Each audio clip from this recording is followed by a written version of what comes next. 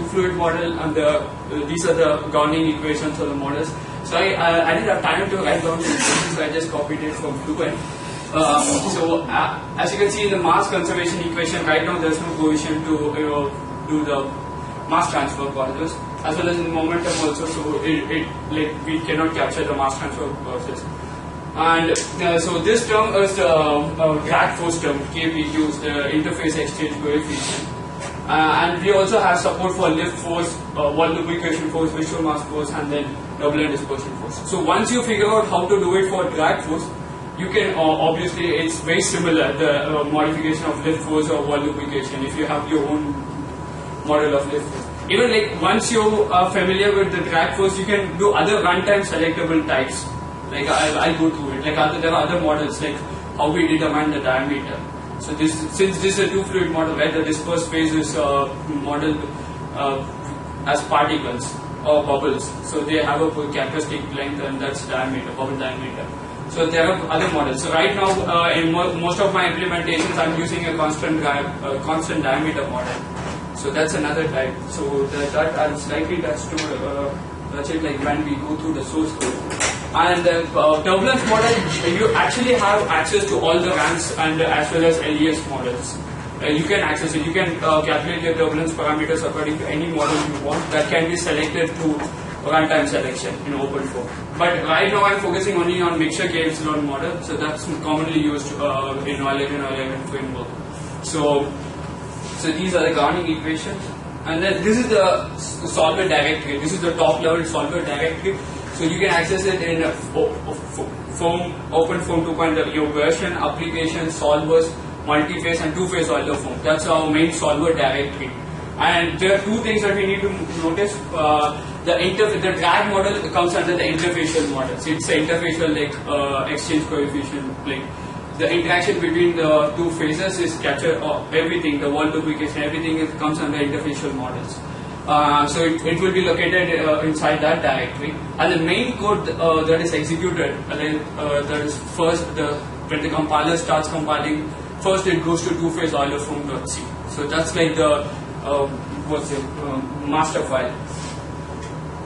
So the important thing in two-phase Euler form.c, like before these statements, we have the other, like the classes that two-phase Euler form is using, and then the other classes or the objects that are created for the existing classes.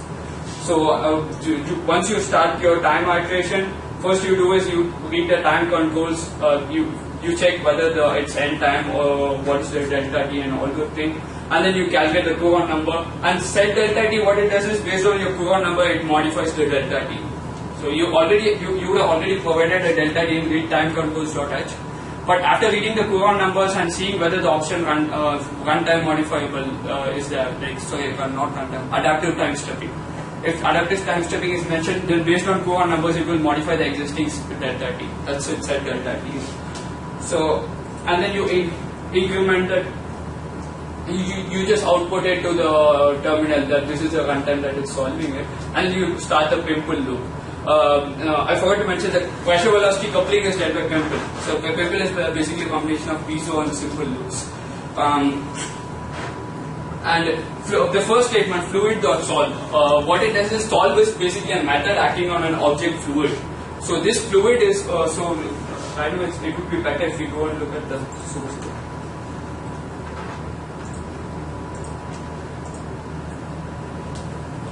So this is the main directory, two-phase Euler form.c. It takes time to reflect. I need to completely close down the presentation.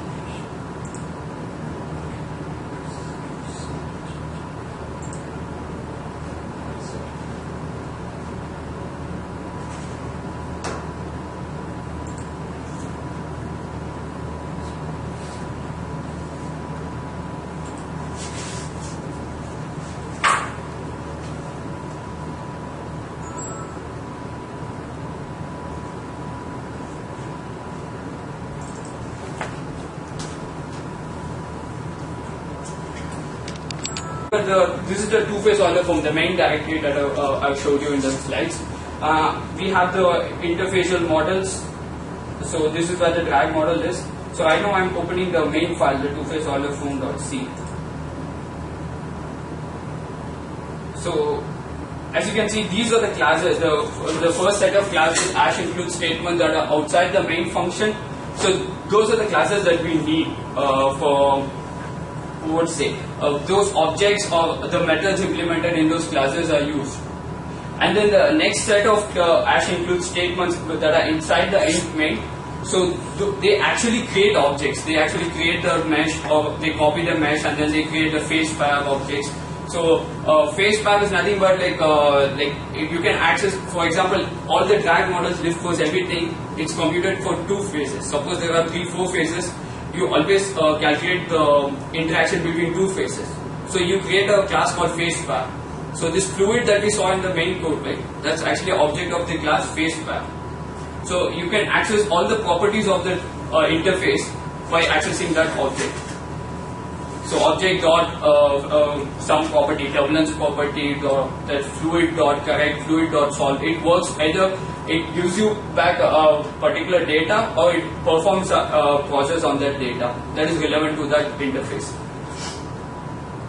So you set good case, what it does is it just checks the case and then it sets the case directory. It checks whether everything is fine with the case directory. Create time.h, it reads the time, start time, end time, and it creates all the data relevant to that, delta t and everything. Create mesh, as usual, it reads the mesh file and then it inputs the mesh. So it all like create all these statements that are inside the int main are actually creating an object or performing something. Say make gravity. This create MRF is nothing but multiple reference frames. So it's just like one part rotor is stationary on the stereo for those implementation. For FV options are explicit source terms. These are all not important for today. I'm just giving an overview. So it's like that. And then this is where we were. Line number 76, fluid.solve. So what fluid.solve does is, as I said, fluid is the object of the class 2-phase, right? This dot solve actually solves the alpha equation, the continuity equation where alpha is implicit. Everything, the pressure, velocity, everything in that is treated explicitly, and then alpha is treated implicitly and it solves for it.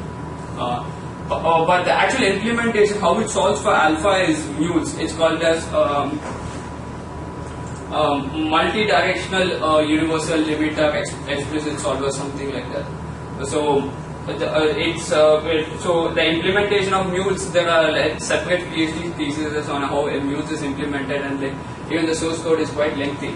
But we can do a presentation on that, like if you guys are interested. But this mules is the exact same solver that is used for interform. So two-phase Euler form is nothing but interform. It's a glorified interform. Based on the blending function, it decides whether it's interform or it's two-phase Euler form. Let's two-fluid model. So it switches between two-fluid model and UF method based on the blending function. What do you mean by blending function? Blend what and what? If we see the case file setup, right? Okay. Now it's getting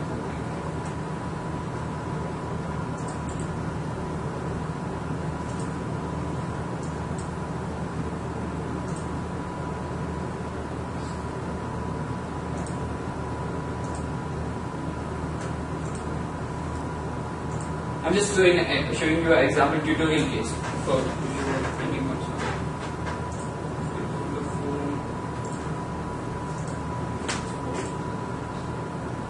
So we have all the properties in constant, right? Phase properties. So this phase properties, once again, use common access. This phase properties is for all the phases. If you're doing, instead of two phase, you're doing multi-phase Euler form. If there are 4 phases, then it's like two times. So those many number of combinations are possible. 2 power 4. Yeah. So you see, if air, water is a phase pair. Then fluid dot solve, the fluid may be object of air and water. So Blending function has. yeah, blending function. We are coming to blending function. Same way, blending function is a property defined for those 2 phases. So you can see whether it to treat it as fully dispersed, partially dispersed, or something like that. That chooses what phase would be a dispersed phase in that domain. Yeah. I mean, it won't do switching between interform and two-phase. No, it does actually. Actually, it does. How would it do that? The partially dispersed. That's what partially dispersed is. When fully dispersed, it implements the. When partially dispersed, it doesn't implement this thing. So the intercom will be just solving one set of momentum and velocity. Yeah. Yeah. So you won't be solving two separate. That will be. Yeah.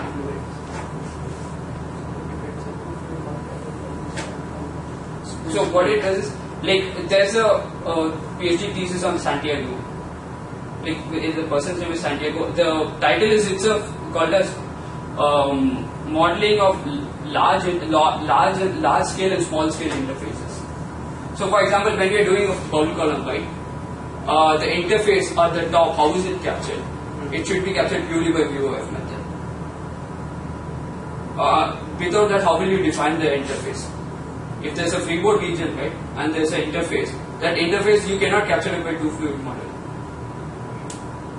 Then, so the blending function has nothing to do with bubble fraction. No, See, this particular segment only helps in deciding what is dispersed.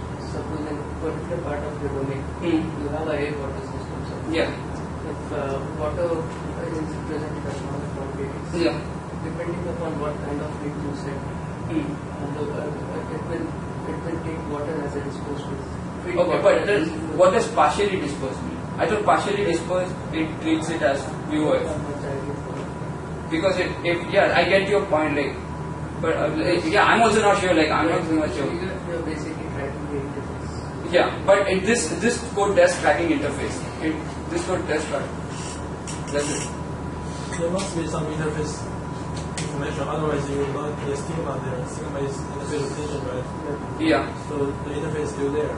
yeah.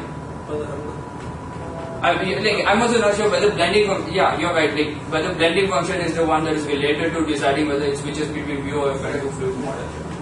Because I thought since this has partially dispersed, right? Then if that is the case, then it should either be a one or it should be a binary kind of thing, which is, or maybe those are like volume fractions. If it reaches that volume fraction threshold, it switches. Like, I mean, I don't understand what you're either solving VOF or you're Yeah. solving a displacement. Yeah. Yeah. So it should be a binary. It should be a binary kind of, okay, if it's this thing, solve VOF. If it's not, solve. At the same time, you need to. Okay, I get it. It's binary. Okay, there's one more constraint. You need to decide which is the once you decide it's two fluid model, you need to decide which is dispersed phase, whether the first phase or the second phase. That's why it's like three combination. You get it? Then It's the not numbers entire. there will now It's not be- totally binary. The numbers there will now be what? Those fractional numbers. yeah, so I have is the meaning is not clear. Like, what type of linear? What does linear mean? Could it be Right. linear or with other options? I guess maybe that's the blending, or we don't know what that blending function is. So I Yes. guess maybe the blending function is a linear, maybe, or we don't Yeah. know what it is. That I don't know. I'll go into the blending part, but this is for sure. It definitely does interface tracking. Without interface tracking, it cannot capture the freeboard region. The what region? The freeboard, like suppose we are doing a bubble column here, flow, right? The top part is filled with gas, right? Yeah. So there are two continuous phases, gas and water. Right. So there's an interface between them. So that must be captured only through VOF. So it definitely has VOF, but this blending function, I thought, like, I was quite sure that blending function has something to do with it. Maybe we need to. Yeah. So what I understood was the partially dispersed, right? Whenever it comes under the partially dispersed constraint, so then it's a VOF. So when it's like 0.5 and 0.5, when two phases of 0.5 and both of it is not dispersed, then obviously it should be using VOF. That was my detection, but I didn't completely map down the code. I'll do it, probably I'll do it. Okay, let's, yeah. So this file has all the phase properties, aspect ratio, the drag model, virtual mass, everything that has to do with the interface, especially in the dispersed two fluid model. So let's go back to the.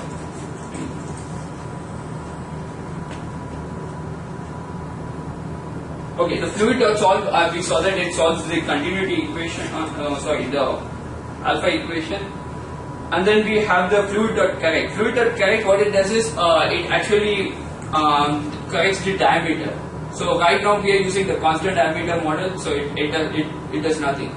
But if there are other models right now implemented, like interfacial area transport equation, something like that. So I haven't completely understood it, but it's not constant diameter model. So the interface area changes, but they don't track the diameter necessarily, but they just track the interfacial area. So I haven't worried much about it. But apart from that, it does nothing to the. So far we have just solved one equation, the alpha equation. And then this continuity error, I think, like, if in case the first statement is nothing but the time derivative and then the divergence term in the continuity equation.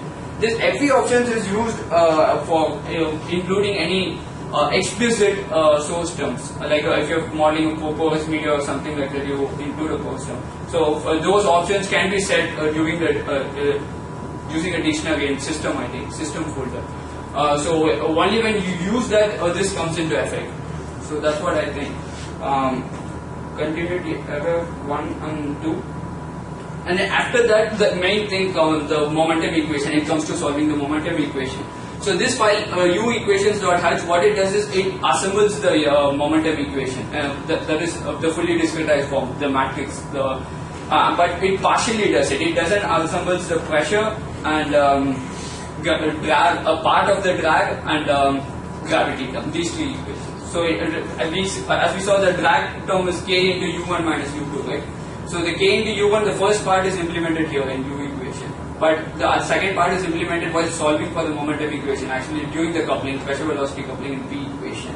So that I'll show you the drag model. So as I promised, I'll completely show you the drag models. So part of it will appear in u equation, and then the other part of it will appear in P equations, those two files. And then in between we have the energy equations file, E equations. So it basically deals with the heat transfer between the dispersed and continuous phase. Right now I'm turning it off because I'm not interested in heat transfer effects. So right now I've turned it off, so I'm not going to go through that. And finally, like, you solve the continuity equation, the momentum equation, then you have the turbulence equation, K epsilon turbulence equation. That is solved in line number 105, fluid.correct turbulence. So these are all derived classes, so inherited classes. So this fluid is, once again you can see that for all the process we just access one class, fluid. But if we go into fluid, we can see the inheritance diagram and we can trace it down to the particular turbulence model. And as I said, like, for any turbulence model we can use, we need not change the source code. We just change it in the runtime selection table. And that process, how it does, we can go through it in turbulence model when we look into compressible turbulence or incompressible turbulence models. So after this, we'll just go through the U equation and P equation, and then I'll show you the drag models, where the drag models and how it's implemented. So this is uequations.h file. So I'm just showing you the particular part that has the drag implemented in it. So this is nothing but the time derivative. First term was time derivative term, and then the divergence term. And then in case if we are using FE options, then we'll have a continuity error. So that I'm not quite sure how the influence is.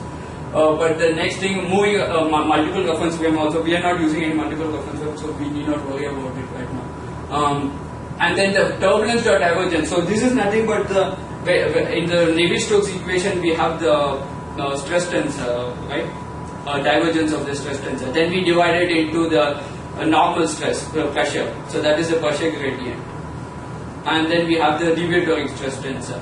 So this actually gives back the deviatory stress tensor. This term, the divergence of dev, rho are effective. So you can look at this and all the turbulence model. Wherever they have the turbulence model in the momentum equation, you can look at this term. And so it takes care of calculating the effective deviatory stress tensor. And then we have the interfacial source terms, lift force and everything. If you look at the U equation, we can see how the lift force and everything is calculated, from which file it takes it. And then we have the virtual mass coefficient. Virtual mass is nothing but the virtual mass coefficient into total time derivative of U1 minus U2. So since we are solving for U1, so that's another thing. So this is U1 equation. So U1 is the first velocity. U1 is treated as implicit. Everything else should be explicit. So that's why even this divergence term, right, the non-linear term, divergence of UU. So you only see one u. The other u, what happened is we are treating it explicitly and we are calculating it in the surface fluxes. So this phi, whenever this term phi comes, it has something to do with the surface flux. So that is calculated explicitly. So just by looking at the equation, you can say whether it's solving for u1 or not. So if it's everything else will be explicit. And then finally, once you assemble all the equations, after that you relax it, and only then you add the part of the drag force. So drag force is nothing but k. The drag coefficient here is nothing but k. So we know the drag force formulation, k into u1 minus u2. So over here they have just added the k into u1 term, because that's implicit. Because we are solving for u1, right? So that's why we also use the FVM. Finite volume matrix is nothing but it defines a matrix. If it's just added as a source term, it's FVC. Yeah. If I have a code, I can explain FVM. Because later on, if you don't understand this FVM or FVC concept, please let me know. Because later on, when we go into pressure equation, that's very important. So U1 is velocity of the primary phase? It could be primary or secondary phase at this point. It switches. There was U2. U2 is the other phase, just treated other phase. U1 is one phase, U2 is other phase. Based on blending function, they change. Okay. I think U1 is this is continuous phase, but I'm not sure. If you say you have U1 equation equals something, do you need like a U2 equation equals something? Yeah, we have it. Okay. So that's the U2 equation. Okay. So similarly, we have the U2. I'll also, once I go through the, I'm just highlighting the main points, then I'll go to the complete code. I'll open the code file and I'll show. So right now, just focus on the drag force. Like it's implemented implicitly and part of it. So please let me know if you don't understand the FVM and FVC concept. Because once we go into P equation, it will be really complicated. Even I haven't completely understood the P equation for it. So, but I'll explain you the part where drag is there, like how it's implemented. Okay. So this once again it's the same equation for U2 phase. Okay, it's the very same equation, only that U2 is implicit and U1 is explicit now. So the main thing that you notice is, as I said, there's no pressure gradient in this equation, the momentum equation, and then the gravity term is also not there. And the second part of the drag force, k star minus k star U1 in this case for this second phase. So these three terms are missing. So we'll add these terms in P equation when we do the pressure correction. And also the matrix is only assembled. We are not solving any equation right now. So we are just assembling the discretized form. So just even if you guys didn't ask the question, FVM, I'll just clarify it. Finite volume matrix, it just has three arrays. Okay. So. Don't write on that. Kind of that is on paper. Yeah. Or open up paint. So no. So we don't have to explain this part. Discuss the metrics. Yeah, no, but like later on, like it be yeah. So U is equal to the source term. So like once you assemble the discretized equation in the algebraic form, right, the linear system. So we have a coefficient matrix, and then we have a source term thing. This is explicit. This is explicit.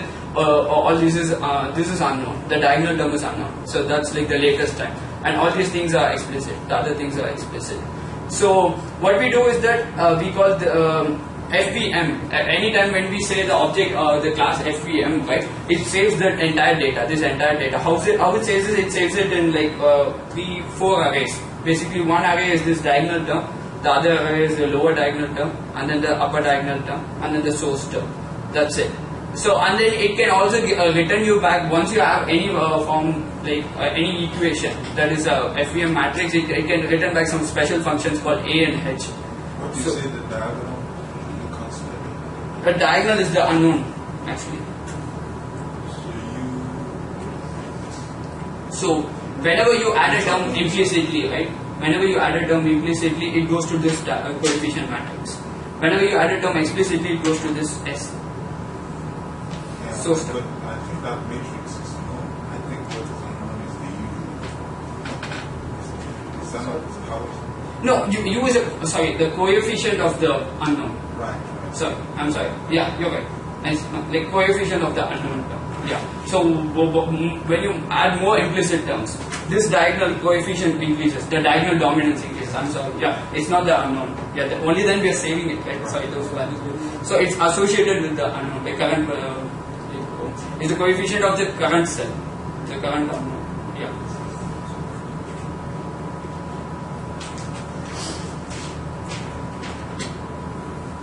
In fact, everything is a coefficient of the unknown. Yes, Everything on the FEM is a coefficient of the unknown. Yeah. The only thing I wanted to mention was that the diagonal dominance will increase as we increase the unknown.